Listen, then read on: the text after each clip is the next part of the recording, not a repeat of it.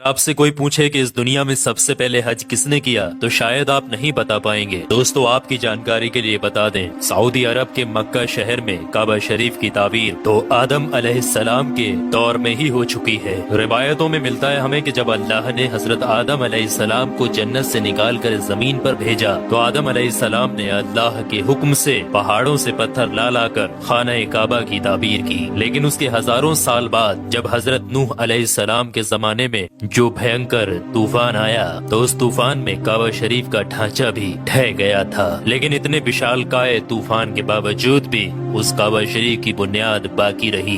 دوستو آج سے تقریباً 4000 برس پہلے مکہ کے اندر کوئی بھی نہیں رہا کرتا تھا۔ پھر حضرت ابراہیم علیہ السلام اللہ تعالیٰ کے حکم سے اپنی بیوی حضرت ہاجرہ اور بیٹے حضرت اسماعیل علیہ السلام کو لے کر روانہ ہو گئے اور اس مقام پر پہنچے جہاں پر آج مکہ واقع ہے۔ اس دور میں وہاں پر نہ کوئی عمارت تھی، نہ پانی، اور نہ ہی یہاں پر کوئی رہا کرتا تھا۔ درختوں کے نام پر صرف ببول وغیرہ کی جھاڑیاں ہوا کرتی تھی۔ حضرت ابراہیم علیہ السلام نے بیوی اور بچوں دونوں کو یہاں بیٹھا دیا، تھوڑا سا پانی اور کھجوروں کو بھی پاس میں رکھ دیا، اور پھر آپ علیہ السلام شام کی طرف چلے گئے۔ حضرت ابراہیم علیہ السلام دوسری بار جب مکہ شریف آئے تو قیام نہ کیا، لیکن جب تیسری بار تشریف لائے تو حضرت اسماعیل علیہ السلام سے فرمایا کہ بیٹا اللہ تعالیٰ نے مجھے ایک حکم دیا ہے۔ تو حضرت اسماعیل علیہ السلام نے کہا تو اطاعت کیجیے۔ تو حضرت ابراہیم علیہ السلام نے کہا کہ اللہ تعالیٰ نے مجھے حکم دیا ہے کہ یہاں پر ایک گھر بناؤ۔ گھر کی تعمیر شروع ہو گئی۔ حضرت اسماعیل علیہ السلام پتھر لاتے جاتے اور حضرت ابراہیم علیہ السلام بناتے جاتے تھے۔ جب تعمیر ذرا بلند ہو گئی تو حضرت اسماعیل علیہ السلام ایک پتھر کو اٹھا کر لائے جو کہ حضرت ابراہیم علیہ السلام اس پر کھڑے ہو کر تعمیر کر رہے تھے۔ یہی مقام ابراہیم بھی ہے۔ یہ باپ بیٹے دیوار کو اٹھاتے جاتے تھے اور دعا کرتے جاتے تھے، اے پروردگار ہم سے قبول فرما، تو سننے اور جاننے والا ہے۔ انہوں نے گھر کی تعمیر نہ مٹی سے کی اور نہ چونے سے، بس پتھر کے اوپر پتھر رکھتے چلے گئے، اور نہ ہی چھت بنائی اور نہ کوئی اس کا دروازہ۔ اور پھر بعد میں الگ الگ زمانے میں پھر بیت اللہ کی تعمیر ہوئی، قریش نے بھی تعمیر کی اور ان کے بعد بھی ہوئی۔ کہتے ہیں کہ اس وقت اسماعیل علیہ السلام کی عمر 20 ورش تھی۔ حضرت ابراہیم علیہ السلام نے بیت اللہ کے پہلو میں بکریوں کا ایک باڑا بھی بنا دیا تھا اور اس کے اوپر پہلو کی چھت ڈال دی تھی۔ پہلے بیت اللہ کی جگہ پر ایک سرخ رنگ کا ٹیلا تھا، اکثر سیلاب اسے ادھر ادھر سے کاٹتا رہتا تھا۔ جب حضرت ابراہیم علیہ السلام تعمیر کعبہ سے فارغ ہوئے تو حضرت اسماعیل علیہ السلام سے ایک ایسا پتھر لانے کے لیے کہا جو طواف کی شروعات کے لیے نشانی کے طور پر استعمال کیا جانا تھا۔ یہ پتھر حضرت جبرائیل علیہ السلام ابو قبیس کی پہاڑیوں سے لے کر آئے۔ حضرت ابراہیم علیہ السلام نے اسے اس مقام پر رکھ دیا جہاں پر وہ اب تک قائم ہے۔ روایتوں میں آتا ہے کہ یہ پتھر بہت روشن تھا۔ حضرت جبرائیل علیہ السلام نے انہیں تمام مقامات بھی دکھائے۔ اور دوستو جب حضرت ابراہیم علیہ السلام کو اللہ کی طرف سے لوگوں کو حج کرنے کی دعوت دینے کا حکم ہوا تو حضرت ابراہیم علیہ السلام نے اللہ سے یہ سوال کیا کہ اے میرے خدا یہاں پر کون لوگ ہیں جو کہ میری آواز کو سنیں گے؟ اللہ تعالیٰ نے فرمایا کہ اے ابراہیم آواز دینا تمہارا کام ہے اور لوگوں تک اس آواز کو پہنچانا میرا کام ہے۔ دوستو اس کے بعد حضرت ابراہیم علیہ السلام ابو قبیس کی ایک بڑی سی پہاڑی کے اوپر چڑھ کر ایک بڑے سے پتھر کے اوپر کھڑے ہوئے اور لوگوں میں حج کرنے کا اعلان کیا کہ اے لوگو اللہ تعالیٰ نے ایک گھر بنایا ہے اور تم پر حج فرض کیا ہے،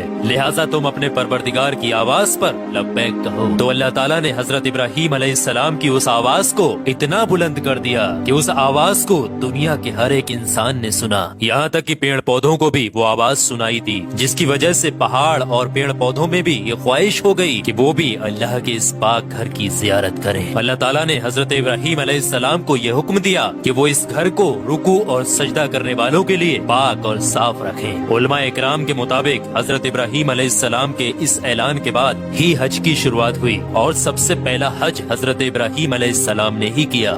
روایات کے مطابق رسول اللہ صلی اللہ تعالی علیہ وآلہ وسلم نے فرمایا کہ اللہ کے اس گھر پر اللہ کی رات دن 120 रहमतें नाजिल होती हैं। 60 रहमतें तवाफ करने वालों के लिए, 40 नमाजियों के लिए और 20 अल्लाह के घर को देखने वालों के लिए। हजरत हसन बिन अदिया फरमाते हैं कि हमने रसूलुल्लाह सल्लल्लाहु अलैहि वसल्लम के इस कौल पर गौर किया। मालूम हुआ कि ये सब रहमतें दर हकीकत तवाफ करने वाले के लिए हैं कि वो तवाफ करता है, नमाज भी पढ़ता है और काबा की तरफ देखता भी है। किसी ने क्या खूब कहा है, खाना काबा में तरह तरह की फजीलतें हैं, घर वाला ही उन्हें जानता है। जो कोई भी यहाँ पर अपनी खताओं से डर कर आया, अल्लाह उसकी हिफाजत करता है। ताहिरुल करबी लिखते हैं कि खाना काबा 11 मरतबा ताबीर हुआ है। हजरत आदम अलैहिस्सलाम ने बनाया, हजरत शीश अलैहिस्सलाम ने ताबीर किया, हजरत इब्राहिम अलैहिस्सलाम ने ताबीर किया, अमालका ने बनाया, जुरहम ने तामीर किया, कसी ने तामीर किया, कुरैश ने बनाया, अब्दुल्ला बिन जुबैर रदियल्लाहु ताला अन्हु ने ताबीर किया, हज्जाज बिन यूसुफ ने बनाया, सुल्तान मुराद ने ताबीर किया जो कि आले उस्मान में से था। दोस्तों आपको बता दें, जो काबा शरीफ की ताबीर के लिए हलाल माल इकट्ठा किया गया था वो काफी नहीं था, इसलिए 6 हाथ एक बालिस्त जगह कम कर दी गई थी और एक छोटी सी गोल दीवार बना दी थी ताकि लोग इसके बाहर तवाफ करें। काबा के अंदर उन्होंने 2 सफों में 6 सुतूर रखे थे जिसके ऊपर छत थी। उससे पहले काबा शरीफ के ऊपर छत मौजूद नहीं थी।